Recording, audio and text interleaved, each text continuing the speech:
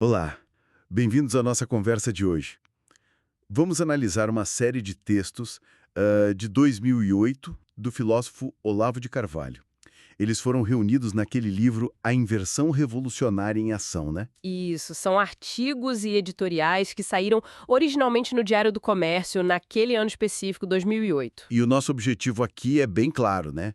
É tentar extrair e entender os argumentos principais, a visão de mundo que o autor apresentou naqueles textos, só neles. Exatamente. Vamos navegar pelas críticas que ele fazia a movimentos políticos, à mídia, tendências culturais e também a leitura dele sobre figuras e eventos que marcaram 2008. Tudo isso, claro, pela ótica da tal inversão revolucionária. Aí é super importante a gente frisar isso. Estamos olhando para uma perspectiva muito específica, né?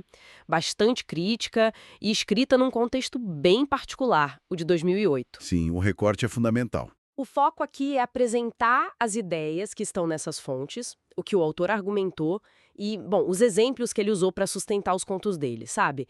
Vamos tentar, assim, desvendar como ele via o cenário daquele período. Perfeito. Então, vamos direto ao ponto central, que dá nome à coletânea. A inversão revolucionária. Parece um termo forte. Como é que ele aplicava isso na prática nesses artigos de 2008? Basicamente, o Carvalho argumentava que o que ele chamava de mentalidade revolucionária funcionava invertendo a percepção da realidade. Invertendo a percepção. Isso podia acontecer de várias formas, segundo ele. Por exemplo, inverter a ordem do tempo, sabe? Tipo, um futuro idealizado justificando ações bem complicadas no presente. Ah, entendi. O futuro justificando o presente. E um ponto crucial para ele, inverter a relação sujeito-objeto. Sujeito-objeto? Como assim? Por exemplo, culpar a vítima de um crime, ou então esconder quem realmente estava por trás de uma ação.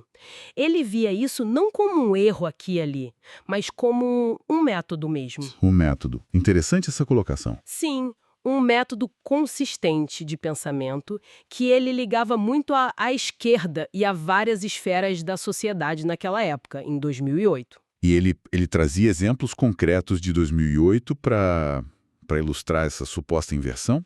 Trazia vários.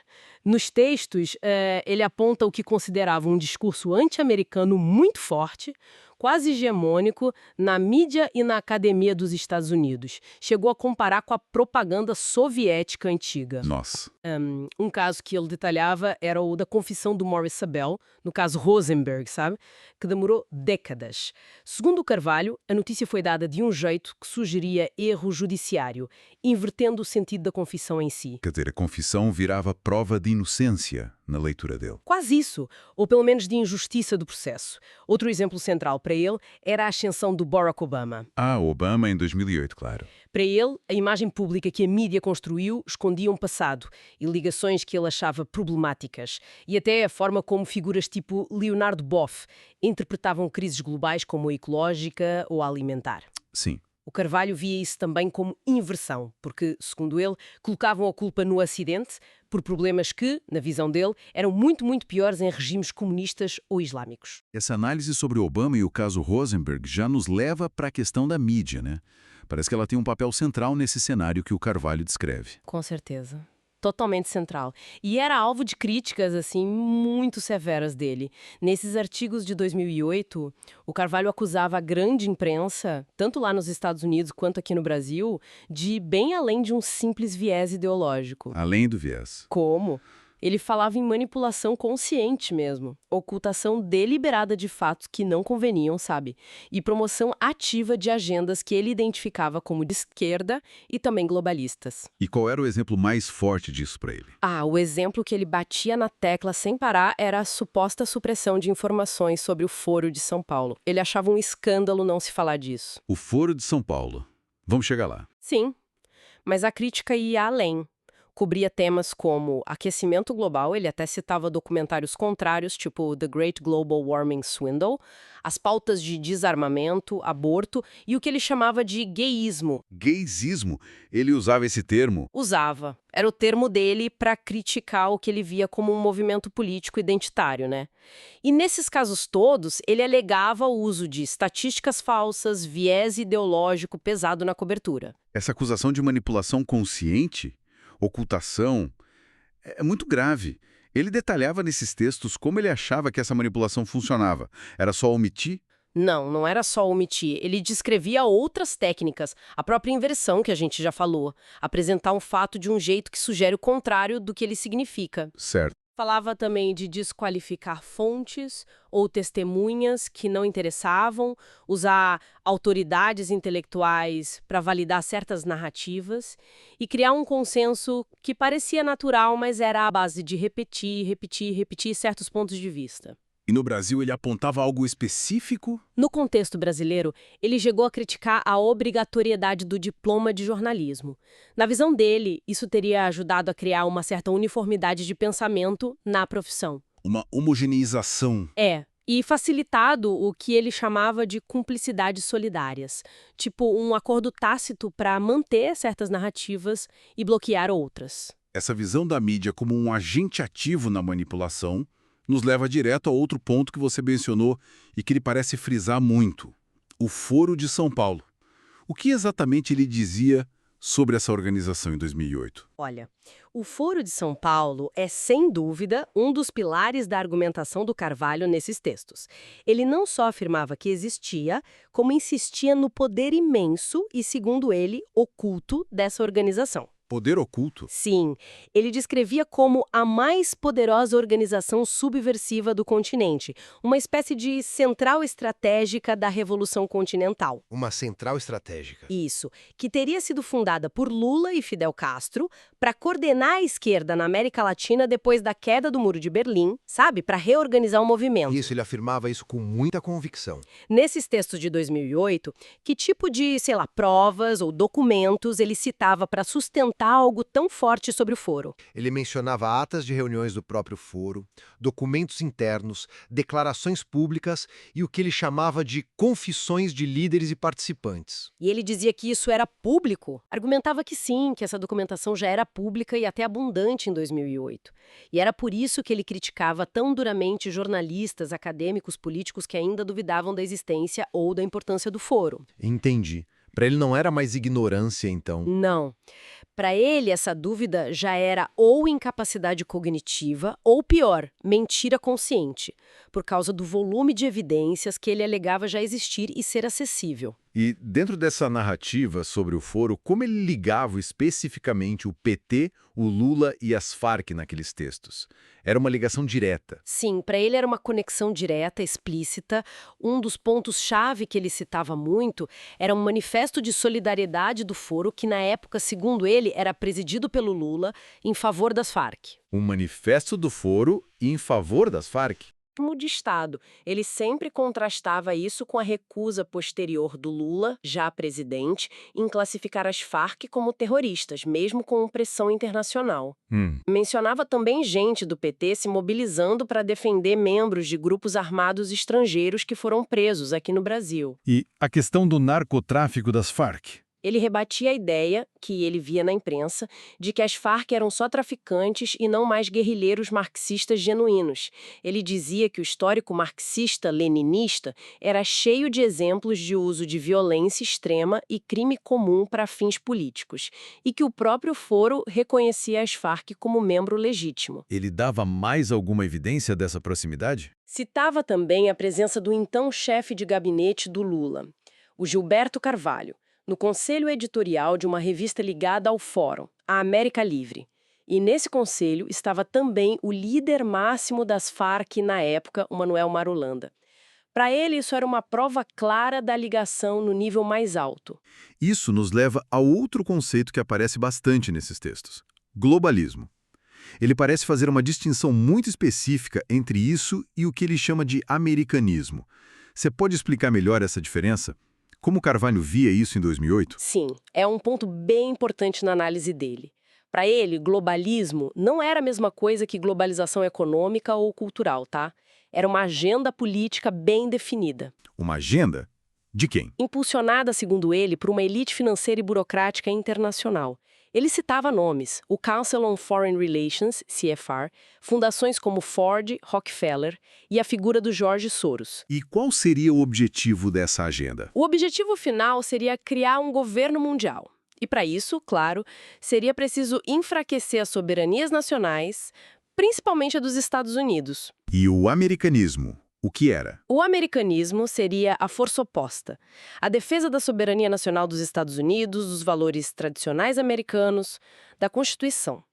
A tese central do Carvalho era que a grande briga de poder no mundo, em 2008, não era mais entre países, tipo UE versus Rússia ou China. Não. Era entre quem, então? Era entre essas duas forças que atravessavam fronteiras. Os globalistas contra os americanistas. Essa era a disputa real para ele. E qual era a dinâmica dessa disputa, segundo ele? Como isso afetava a América Latina, o Brasil? Bom, segundo Carvalho, esses círculos globalistas, mesmo muitos estando baseados nos Estados Unidos, viam a própria soberania americana como um problema, um obstáculo. Por quê? Porque impedia o avanço da agenda de um governo mundial. Por isso, eles apoiariam ativamente a esquerda na América Latina e o discurso anti-americano. O objetivo seria enfraquecer os Estados Unidos por dentro e por fora. E a política externa americana na época? Ele criticava muito a política externa do governo Bush. Dizia que eles caíram numa armadilha ao tratar o Lula como um parceiro moderado, confiável, sabe? Ignorando os vínculos dele com o Foro de São Paulo e com essa agenda de esquerda continental.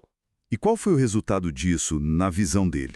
Para o Carvalho, essa política externa não só falhou, como acabou ajudando a esconder o avanço da esquerda na América Latina. Esse avanço estaria acontecendo, de certa forma, com a proteção indireta desses interesses globalistas. Entendi. E o nacionalismo brasileiro? Como ele se encaixava nesse quadro complexo que ele pintava? Existia um nacionalismo autêntico no Brasil para ele? Ele era bem cético quanto a isso. Nesses textos de 2008, o Carvalho argumentava que o discurso nacionalista no Brasil tinha sido, em grande parte, sequestrado. Sequestrado. Ele descrevia como uma criatura esquiva e bifronte. Ou seja, de um lado, agitava bandeiras anti-americanas de defesa da soberania, mas, na prática, acabava servindo aos interesses internacionalistas da própria esquerda e dos globalistas que apoiavam. E ele criticava alguma visão específica sobre isso? Criticava muito uma interpretação que ele atribuía a alguns setores militares da época. A ideia de que qualquer coisa vinda dos Estados Unidos representava um interesse nacional americano de forma única. Para ele, isso ignorava a briga interna fundamental dentro dos Estados Unidos entre globalistas e americanistas. E qual era o problema de ignorar isso? O problema é que, ao ignorar essa briga, acabavam aceitando a retórica nacionalista de fachada da esquerda brasileira e, no fim, fazendo o jogo dela sem perceber. Mudando um pouco de assunto, mas ainda nesse cenário de 2008, os textos também falam bastante de cultura, do ambiente intelectual, né? Principalmente no Brasil. Qual era o diagnóstico dele? Era um diagnóstico bem sombrio, de um declínio profundo e aparelhamento ideológico. O Carvalho descrevia a intelectualidade brasileira como dominada pela esquerda de forma quase total desde os anos 30. Dominada como? Por mérito? Não, ele negava isso.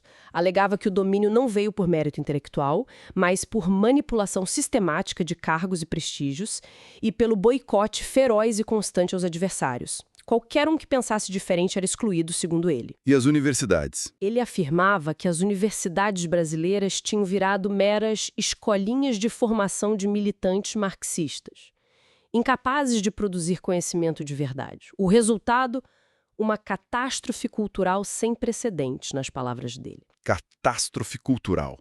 Ele criticava a redução da cultura à pura propaganda política e o que ele descrevia como um espírito de solidariedade grupal mafioso na academia. Quer dizer, a lealdade ao grupo e à ideologia era mais importante que a busca pela verdade ou debate honesto. Ele fazia um contraste dessa suposta organização da esquerda com a direita da época? Fazia sim. Ele usava até o conceito do Gramsci de intelectual coletivo, para descrever como a esquerda agia estrategicamente para ocupar espaços, moldar a cultura, a opinião pública. E a direita? Em contraste, ele via a direita brasileira, um termo que ele mesmo usava com cuidado, como totalmente desorganizada, intelectualmente fraca, focada só em defender livre mercado, Só economia. basicamente, e completamente perdida na hora de disputar os campos da cultura, da moral, da educação. Essa direita, segundo ele, acabava sempre perdendo terreno nessas áreas que para ele eram cruciais. E nesse contexto de crítica à educação, ao aparelhamento, ele chegou a falar do debate sobre homeschooling, a educação em casa. Falou sim. Tem um artigo chamado Abandono Intelectual, onde ele trata disso. Ele criticava muito uma proposta do governo Lula, na época, que queria criminalizar os pais que educavam os filhos em casa. Criminalizar. E o Carvalho questionava a legitimidade e a competência do Estado brasileiro para proibir o homeschooling.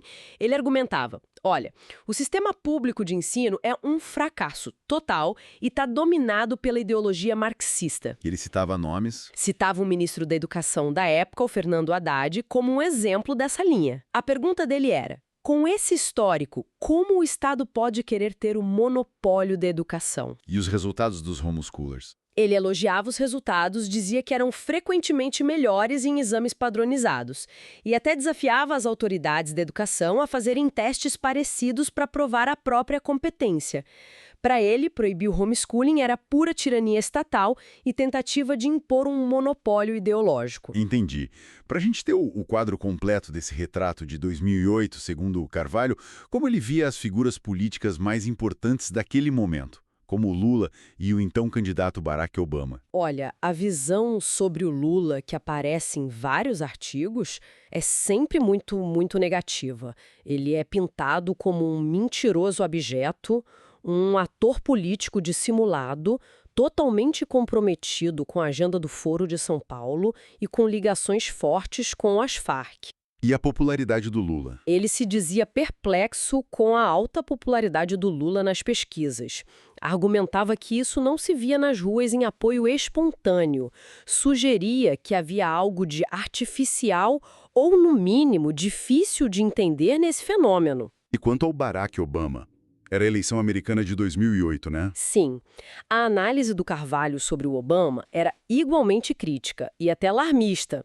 Ele apresentava Obama como o candidato presidencial mais radicalmente de esquerda da história americana até ali. Mais radical. Na visão dele, sim, afirmava que Obama era financiado por esses círculos globalistas que a gente falou e que a biografia oficial dele era nebulosa, contraditória e incompreensível, cheia de buracos, pontos obscuros. E que estariam sendo escondidos. Deliberadamente encobertos, segundo ele, com a ajuda ativa da mídia do mundo todo.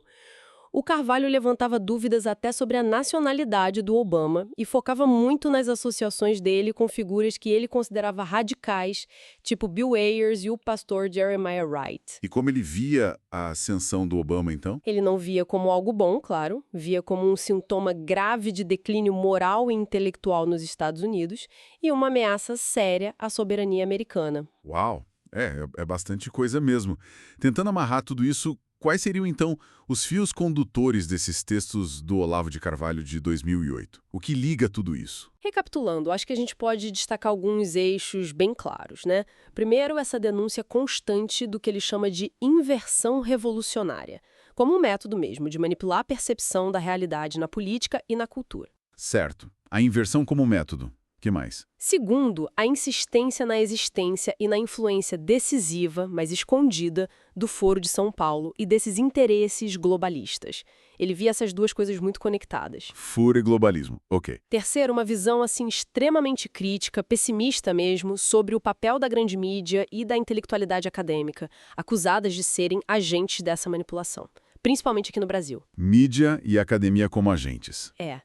E, por fim, essas análises bem específicas e, vamos dizer, contundentes de figuras políticas-chave da época, como Lula e o Obama, que eram vistos como peças centrais nesse jogo de poder e, na visão dele, de engano. Faz sentido.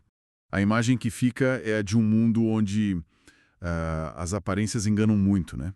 E as verdadeiras estruturas de poder estariam agindo nas sombras, pelo menos nessa perspectiva de 2008 dele. Exatamente. A tônica dos artigos do Carvalho naquele ano é essa. A principal batalha não era no campo aberto das ideias da política tradicional, era na esfera da linguagem, da percepção, da informação. A batalha pela narrativa. Isso. A manipulação da realidade percebida seria a arma principal, para esconder os conflitos reais e os agentes por trás deles. Por isso ele insistia tanto na documentação, em apresentar o que ele via como provas, fatos. E criticava quem negava isso. E criticava ferozmente quem, na visão dele, negava ou distorcia esses fatos.